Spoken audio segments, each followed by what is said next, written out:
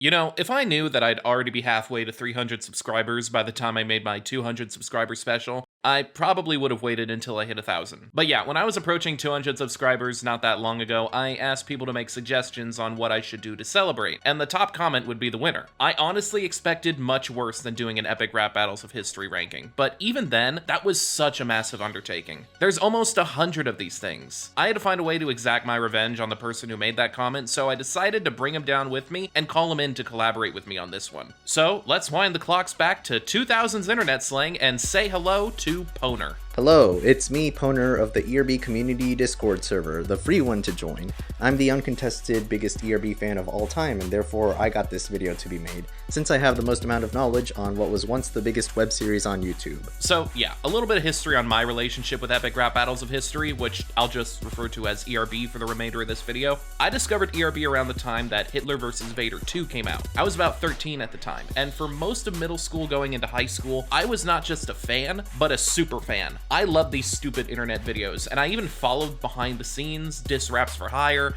ERB news, everything. I know jokes that people who just casually know ERB wouldn't. I became a more casual viewer by the time season 4 came around, and there are plenty of battles since then that I've never seen until making this video. So in a lot of ways, this is uncharted territory for me. My history with ERB was shortly after it started in 2011, where I obsessed over each new video release ever since, even more than any other channel of that time.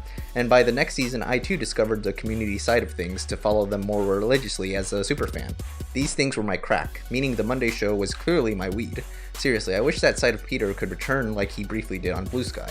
But yeah, I started working on this ranking with 90 battles, plus the most recent battle that came out during the writing of this video. Then I asked Pwner if I should include Henry VIII versus Hillary Clinton, since it was never officially released. Then I decided, what about Michael J. Fox versus Chucky, the true first episode of the series? Add those, flash in the pan hip-hop conflicts of nowadays, the Naruto versus Spider-Man demo, the 2 tiny ERBs that came out last year, and even the annoying Orange collabs, because Peter and Lloyd worked on them as well, and you've got a perfect 100 spot ranking. Needless to say, we've got our work cut out for us. This is gonna be similar to my 1 to 2 sentence ranking of the Star Wars movies. We're gonna go through every spot rather quickly and then move on. With all that ramble out of the way, begin!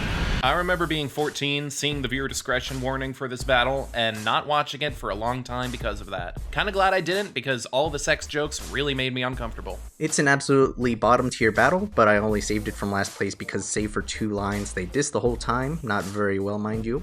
Also, yep, Peter playing Gaga because of the transphobic gossip about her is absolutely awful, not to mention how there are 0 references to her actual music. They knew Lady Gaga was a big enough icon, but would waste her on Palin. Also, I called the fart line the dumbest one they wrote, which is ironic considering the line.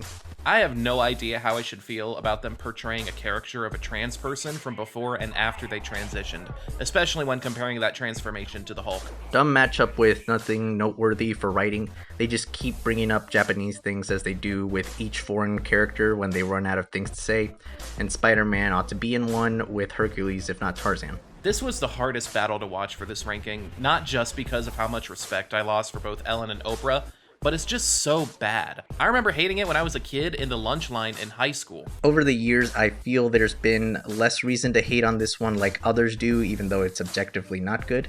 Casting Lloyd is definitely a bad look now, but something about his performance to this entertains more than a lot of the trash in season 1. Probably more in the vibes of how this feels very fan-made rap battle coded in a charming way. Is that Tim from Dashy and Tim's Furniture Warehouse?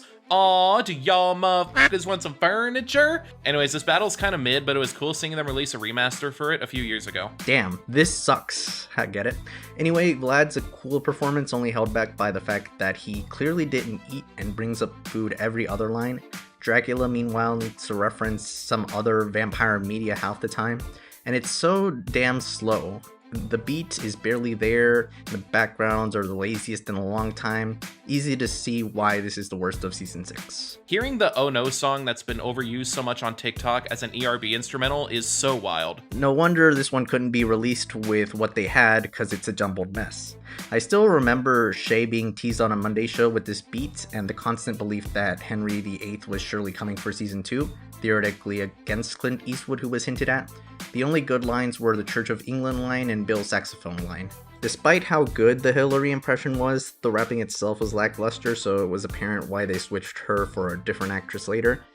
Kamala shows what happens if you bother more with the impression for the performance instead of the rap skill. Easily the worst of the election battles, but when you consider how chaotic 2024 was and how many last-minute rewrites they probably had to do, I feel like I can give it a pass, especially with that spot-on Kamala impression and Teddy showing up at the end instead of Lincoln. Geez, the flow on Kirk, for as great as it works for the character, really feels off, even if they tried getting it to fit awkwardly. Columbus doesn't say much against him, yet Kirk goes with basic underwritten lines that could have gone harder against a figure like Columbus. I don't even have a joke to make for this. There's really nothing I could say about the actual content of this battle that won't get me canceled. I did not know Bob Ross served in the Air Force until I saw this battle, and holy shit, dude. He is completely unrecognizable without his iconic beard and afro. Bird vs. Bird is the most mid of the three flash-in-the-pan battles easily, and also what I blame for the series dying. There's nothing I could say that's of much value here. Usually ERB is much better at taunting looks than this, so maybe the fact that they're without costumes makes it less believable. Regardless, this has no standout moments, so no wonder people don't bother to bring it up. I haven't seen The Walking Dead or Breaking Bad, so the only takeaway I have from this battle is that it killed a certain behind-the-scenes running gag, and as much as I respect Lloyd's reason for putting an end to it, I'll still always miss it. If you know, you know. Holy crap, this is annoying. We go from Miley making many burn at the stake jokes to Joan being a prude over her now dated image. It's clearly just them making a battle for clicks, and it worked, and now it sucks. Miley would eventually go on to be a better artist if you listen to Plastic Hearts or Something Beautiful, but this proves ERB can't do pop stars right if they want to use an era where they clearly aren't polished to be good parodies. Why does Lloyd's Aussie impression just sound like his Trump impression but British? Isn't that what Boris Johnson is for? Now agreed upon to be the most mid battle they made, and scientifically proven to be the most forgettable, Napoleon's return gives nothing besides telling normie fans that they could start reusing characters, despite the fact that they upload once a year and need to use figures people care about. The only line that feels like justifying using Bonaparte again was the Josephine diss. Charlemagne, being a huge influence on Napoleon, gets almost no dissing to him because it would come off as hypocritical, and he was better against Simon Bolivar, as I said, if he needed to be against the military leader of that era. Dude, that is not a cool way to play Batman! Every now and then, I'll see a comment claiming that ERB has gone quote-unquote woke, and to that, I want to point them to this very first video where they portrayed a right-wing pundit as an absolute psychopath. Even besides the elephant in the room that is Godzilla making elephant noises, this is both half well done in figuring out references and half sloppily made in shoehorning in things about each character because they need to. Seriously, that Godzilla final verse just has things said as if they looked into their production pages on Wikipedia. Keyblade did it better, and so did ERBP in my opinion. Feels more like a commercial for Season 2 than an actual rap battle, especially when Kasim G shows up, but the actual rap part of the video is good. I just wish it wasn't cut short. Wow, after some promising first battles, ERB comes back with one that's a half stinker. The weird part is that the disses there work, but maybe the phrasing is awkward for too many, not to mention the fighting angle of Indy being old man yelling at Cloud while Laura is acting like she's the Zoomer is stupid. As if that wasn't enough, she calls him a baby boomer despite him being born in 1899, and there are more sex jokes here than Bond vs. Powers. Visuals are great, no duh, but the beat sounds like they found the most generic, repetitive choice for this matchup. The only dopamine I got from this battle was when Wolverine was looking at that photo. Once again, if you know, you know. This is better than their last Trump battle and their Elon battle, yet it's still just okay. I don't really care. This one was kind of annoying, but I didn't hate it as much as I thought I would. I wonder what Annoying Orange is up to these days. Oh my god! It's kind of ironic that Gandalf had all the homophobic insults towards Dumbledore, considering which of these guys is played by a gay man usually, and which one was written by J.K. Rowling. It was destined to be dated with how they went all in on just Chuck Norris jokes for his side, half of which don't even land well. But Lincoln being inaccurately gangster is also a staple. ERB finally returns after nearly 2 years, and I didn't like this matchup at first, but it undeniably aged better, while the battle aged the worst out of any ERB. If anything, the mediocre Elon portrayal is only worsened by the fact that Mark is among the lamest Peter roles in recent memory. Outside both having a couple really clever lines, this one just ended up as unremarkable. For a series known for their extensive research, I feel like they spent about 5 seconds on a Doctor Who wiki for this battle, and in the recently released season art posters, they gave the 10th Doctor the 11th Doctor's Sonic. Honestly, that's kind of embarrassing. The way that first verse is constructed is done really well. Time to see how they rebut, and it's over. Sadly, those TMNT costumes prevented them from doing a whole lot, but wow, I wish it did more than just act like a bit of a cipher. Certainly the most I don't care about either of them matchup ever, aside from Adam vs. Eve. For as decently competent as this was, Mr. J did a better job with this on his rap battle album with EDX Beats writing. ERB disses Red Baron on being held up by the Germans, meaning the Nazis, but nothing is said about how White Death nearly fought alongside them. He just couldn't because he was rejected from it thanks to his face. So even in this battle with scarce material, you can see some missed potential, like the death threats Simo got, or how Peter just gave up with the unneeded accent to pretend going crazy by yelling in that last verse. Anyone else remember seeing this battle as a YouTube advertisement for the game they were promoting? This one probably has the least to talk about that hasn't already been said outside the perspective on Bieber's life and image nowadays. That said, yeah, this is just a landslide curb stomp for Beethoven, though Bieber still has a couple good lines. Back when YouTube had those televised commercials featuring all those creators, I actually remember seeing this one advertised before it was released. Comparing the two Napoleon portrayals made me realize that Peter has the face, while Lloyd has the build. Also, this is Lloyd's favorite battle. Odd pick. T-Series is somehow better than majority of ERB rappers in Season 6. Just about every diss against PewDiePie is hilariously well delivered, and even if they're pretty straightforward, I would wish Peter could be more capable of writing like this. Lloyd's PewDiePie doesn't match that well since there's not much said that directly dug at them besides McRib and Brofist the subplot lines, and the finisher ended up untrue.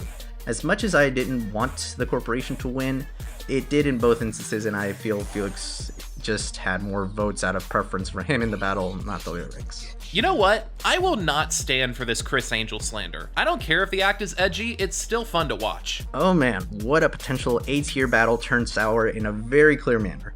Jefferson's first verse is fun as hell, and Douglas's first hits hard to make this set up as a real battle, and then Jefferson has to fold. While it makes sense, as it's clear that that was their intention, the whole subtext being that Jefferson just quits and tries to back into a corner could be pulled off better. Seriously, tweaks to the writing could show more subtlety on keeping the battle aspect up without it still being him on defense, and Matt Foryo showed how not to do that for a dumb extreme.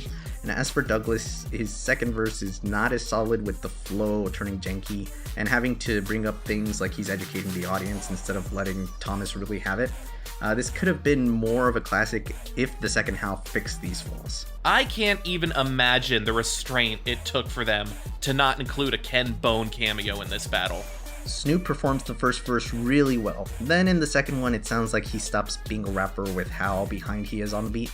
Anyway, cool to see that type of celebrity on ERB until 2 years ago when he turned MAGA, but I do have gripes with how Santa isn't really saying that much against him in my opinion. If this battle was made today, you know they would have poked so much fun at Gal Gadot's horrendous acting, and that makes me sad. A genius format and the birth of gauntlets. Once you get past Trump being slow and boring, which means I hated the guy before it was cool yet, the rest of the story really begins. Morgan is humorous, Kanye is done so accurately, and death leading into Scrooge's redemption is a nice way to actually capture that as its own execution of A Christmas Carol. I really hope the announcer stops whispering soon. This is so entertaining and nostalgic to remember for it coming out, and I just had a fascination with the battle, getting so much of it right, except Billy Mays' verse. It'd be an easy A tier if they fixed that, not to mention, how do you diss Ben for inventing the mail?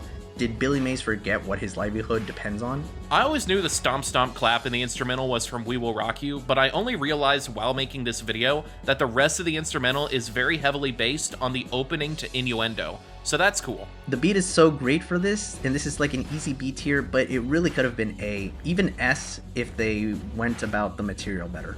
I feel there was a missed angle on Freud analyzing Teresa's influence on modern day Christianity, or her more criticized deeds that aren't just about taking money, some of which are phrased like the source was unreliable author Christopher Hitchens, so even if he easily won, it'd have been better if some were more based on fact. The reason he could win is because Teresa dropped the ball. This is Sigmund Freud, one of the most dissable men in history. No mention of his odd relationship with his mom, his extremely sexist views, how bad his claims were that everyone else dunked on him with their own research. It's still really good, but it could be great. Somehow I knew that they were going to save a joke about Lance Armstrong's singular testicle until the very end. Contender for their funniest battle. The jokes really hit, especially on Juliet's part, of course. The setup for the expected ending was as excellently as they could have pulled it off, and this is actually the best female versus female ERB by technicality. Why does Peter look more like David Tennant in this battle than he does in the Doctor Who battle? Screw was so great as a guest star that he got me invested back in the series in a way Ragnar vs. Richard did.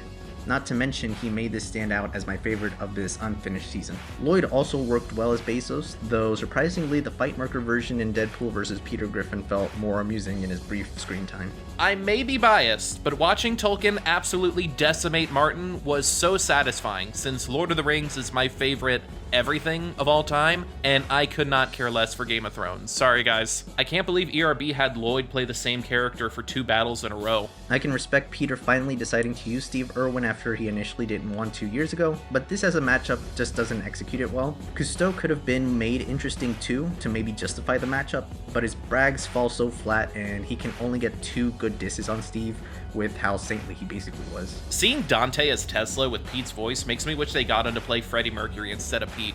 I was today years old when I realized that this was the first battle to feature Zach Sherwin since Tony Hawk vs. Wayne Gretzky, which came out 5 years before this one. This is like that horse drawing meme, but reverse. They drew some dumb stick figure legs to start and then gave the intense detail to the rest of the body as soon as Cosby comes in. Carlin and Pryor are so mid, which is worse considering who their real life counterparts are. Joan though, really incredible. Love how they wrote jokes to her exact comedy style and got her down right. Robin was also done really well, and I'm glad Cosby was shown to not deserve his spot due to that. Amazing Oppenheimer work, but nothing else needs to be said about that. The Thanos mask decision is Lloyd's karma for acting like Peter's Batman means he can do no wrong for comic characters. His first verse is slow and only builds up for a single punchline that is really good but isn't worth the light hits.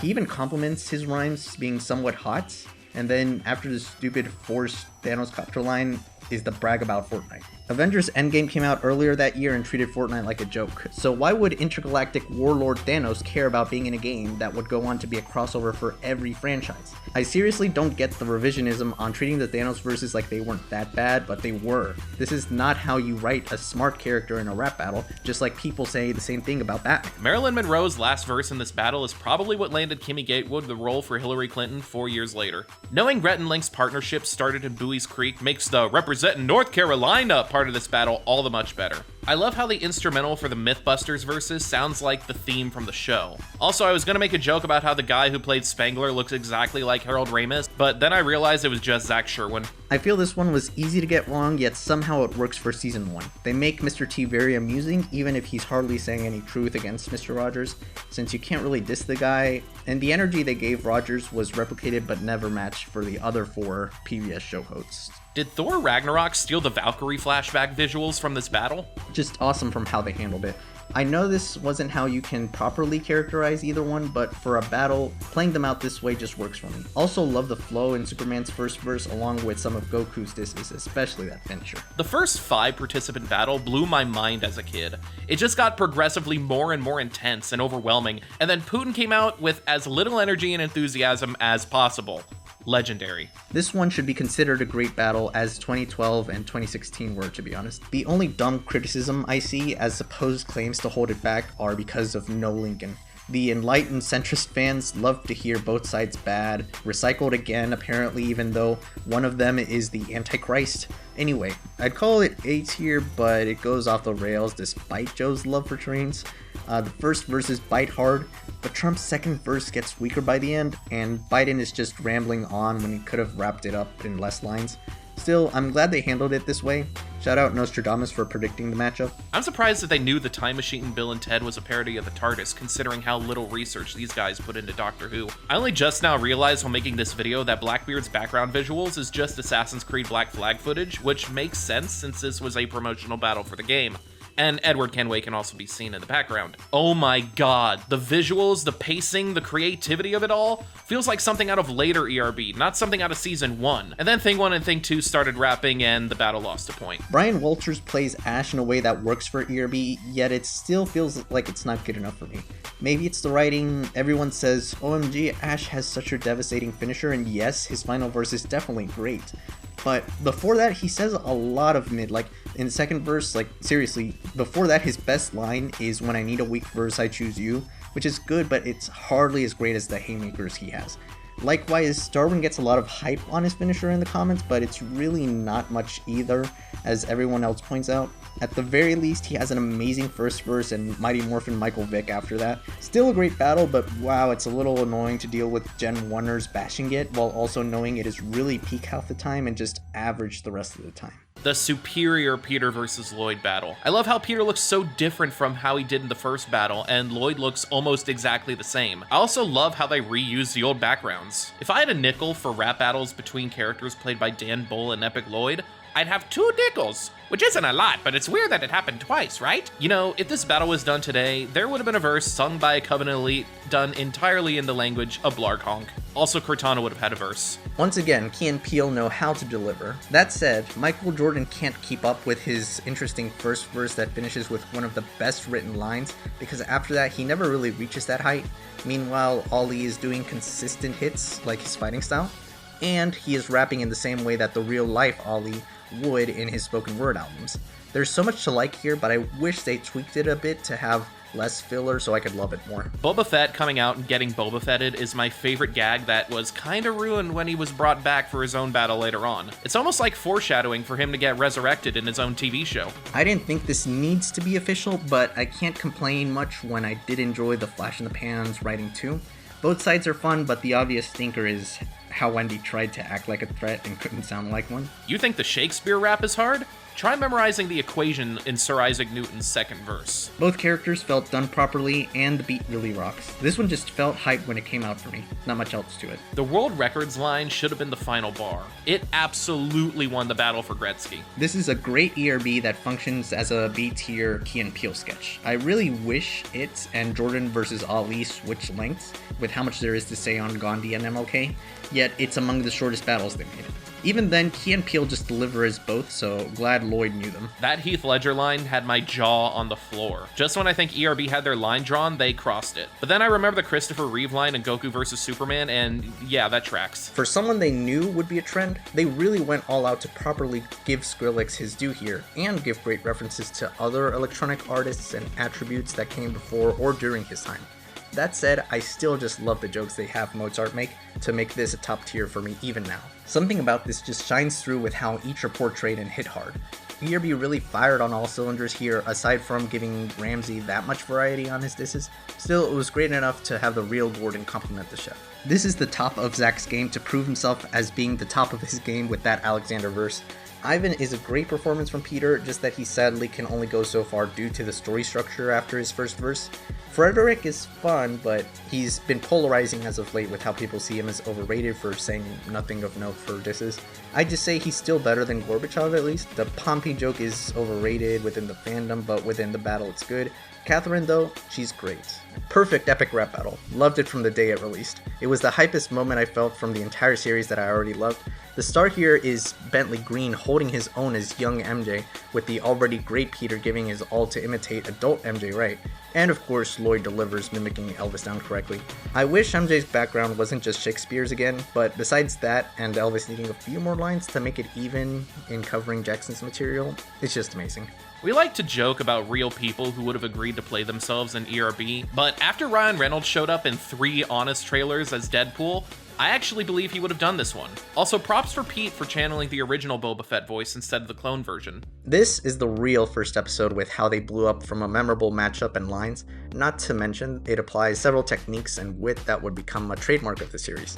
Not to mention it is now its biggest meme, As I'm finishing writing for this whole thing, I actually just saw it 2 separate times in a day. The first election battle is still the undisputed best. Alpha Cat's Obama impression will always be my favorite part, and Lincoln coming back at the end is a tradition that I'll never get tired of, even though it hasn't happened in almost 10 years. Zach and George get in a room to braingasm these quick rhyme schemes and it just works. It could have been fine-tuned on how to really diss King given certain lines being hypocritical, but otherwise it's so damn entertaining and easily the best of the author battles. This might be the most entertaining, balanced, historically accessible and knowledgeable, brutal, musically satisfying, testosterone-filled battle I've ever seen. To this day, I still can't make up my mind who won. It's so good. Wholesome stuff, though I think Stan Lee deserves more from how fun his verses are.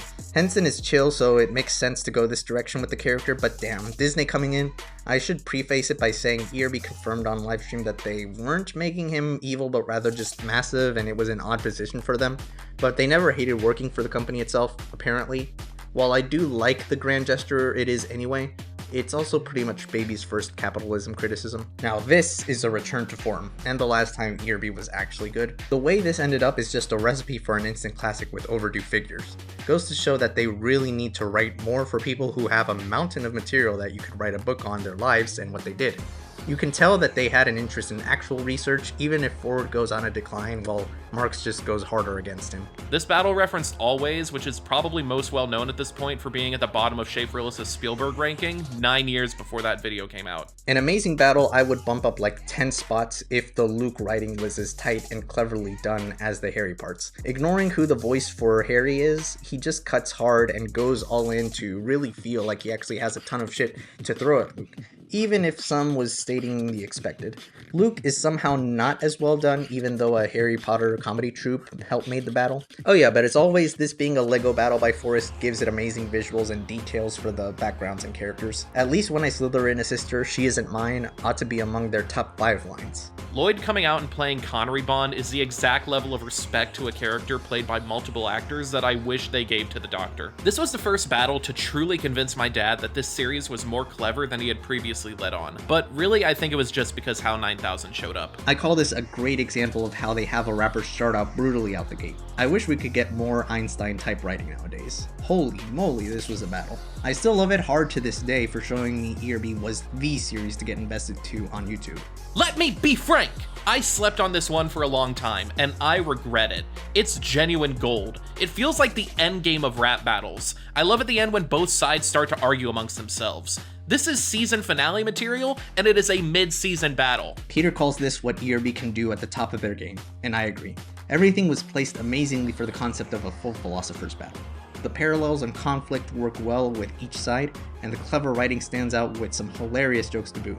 It was close, but this is my pick, as well as Peter's, for the best ERB of all time. And with that, the biggest ranking I've ever done, so far, is complete. And even though this is a little off topic for what I usually like to discuss on this channel, I'm still really glad I did this. I don't think I was truly able to appreciate just how much the series has matured over time. It went from something mostly comedic and edgy into something with genuine educational value. Not only did the production value evolve, but the quality of the writing got so much better as well. I think the biggest surprise for me was how much I slept on Eastern philosophers versus Western philosophers, as well as how many season 1 battles I had ingrained in my memory since I was in middle school were actually kinda bad. Dude, I can't believe I thought Abe Lincoln versus Chuck Norris was peak as a kid. ERB has sadly not gotten to the heights it could have back then. Seems like those times are long gone. They definitely peaked a decade ago now, with many saying season 4 was their best, only having varied amounts of high and low quality releases after that, but the mix of comedy, writing, musicality, and delivery is still unmatched to me. If only they could get back to those roots. Just saying, there definitely are ways to at least consider that you decide thing, and do Omni-Man vs. Homelander like people asked this year. But it's undoubtedly one of the most interesting YouTube channels to spawn its own community/subculture. While they're basically scrounging up to release annually, I'd recommend others that can get to their level of entertaining battles, like Fight Marker, Tommy Salami, Snakebite 126, or Epic Rap Battles 10, wink wink. So yeah, all in all, very fun video, and I'm very happy to share it and celebrate it with all of you. Thanks to all my YouTube subscribers, my Discord members, and even people who just watch my videos. I do not put it lightly when I say I love you all. Thanks for watching.